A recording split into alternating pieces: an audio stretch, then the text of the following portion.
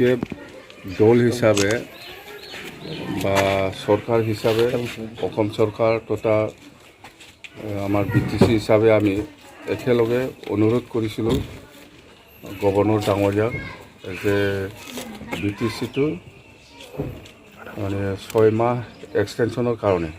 আমি চৰকাৰ হিচাপে দিছিলোঁ অসম চৰকাৰ হিচাপে বা আমি একেলগে BPF দল হিচাপে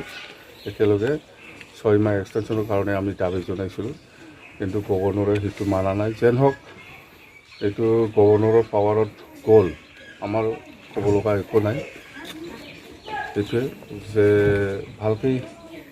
BTCত শান্তি থাকক সেইটোৱে মই বিচাৰোঁ আৰু সকলো জাতি জনগোষ্ঠীৰ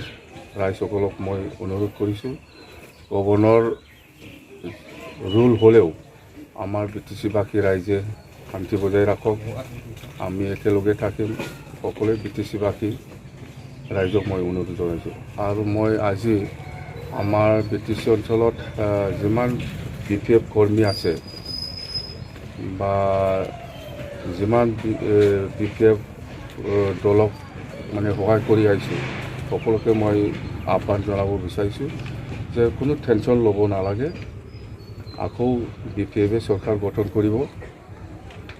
ইয়াৰ কাৰণে নাৰ্ভাছ হ'ব লগা একো নাই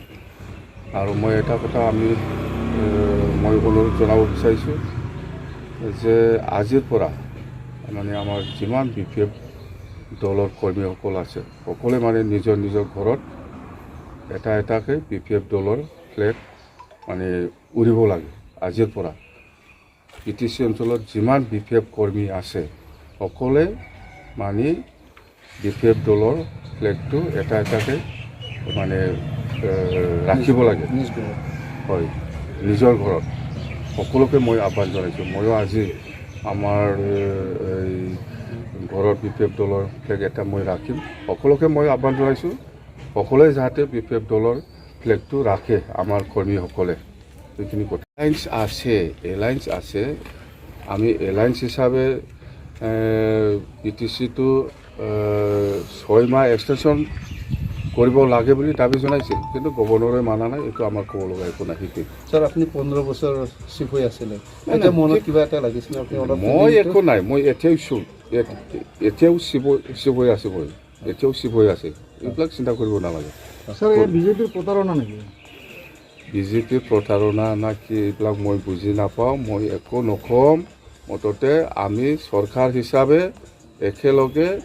6 মাহ এক্সটেনশ্যনৰ কাৰণে আমি দাবী জনাইছিলোঁ গভৰ্ণৰে সেইটো মানা নাই সেইটোৱে আৰু আজি হয় মই চিফ নহয় অফিচিয়েলি কিন্তু মই চিফ হৈ আছোঁ এতিয়াও ছাৰ হাইকোৰ্ট সুপ্ৰিম কোৰ্ট কৰা হ'ব নেকি ছাৰ নাই এইটোতো উপায় নাই এটা নিয়ম আছে আমি আজি PIL কৰিম কোৰ্টত এই কথাটো সকলোৱে জানে তো PIL দিয়াৰ পিছত ৰিজাল্টটো কি আহে এইটো এসপ্তাহৰ ভিতৰত পাই যাব সেইটো 6 ৰুলটো ভাইলেট কৰিলে নেকি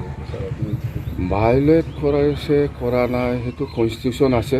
সেই কনষ্টিটিউশ্যন মতে যাব আমিও সেই সাংবিধানিক যিখিনি ৰাইটছ পাব লাগে এই হিচাপত আমি আজি PIL কৰিম সেইটোৱে ছাৰ ইলেকশ্যন কেতিয়া হোৱাটো বিচাৰে আপুনি ছাৰ ইলেকশ্যনটো মই অক্টোবৰ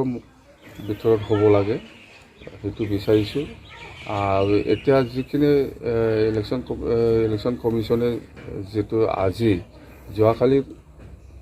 আমাৰ ওচৰত কথা দিয়া মতে আজি একটা নটিফিকেশ্যন ওলাব লাগে যিহেতু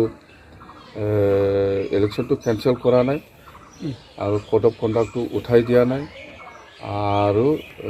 আমাৰ যিটো কেণ্ডিডেট সেইবিলাক আজিলৈকেও এছেটিছ আছে নমিনেশ্যন দিয়া কেণ্ডিডেটসকলে নতুনকৈ sir principal secretary Siddharth Singh আৰু এইটোতো নিয়ম সেইটো নিয়ম গভৰ্ণৰ ৰুল হৈছে এতিয়া প্ৰিন্সিপাল ছেক্ৰেটাৰীও নতুন আহিছে আৰু এডমিনিষ্ট্ৰেটৰ নতুন আহিছে গভৰ্ণৰ নমিনেটেড একজন অফিচাৰ আহিছে মুঠতে BTCটো ভালে থাকিব লাগে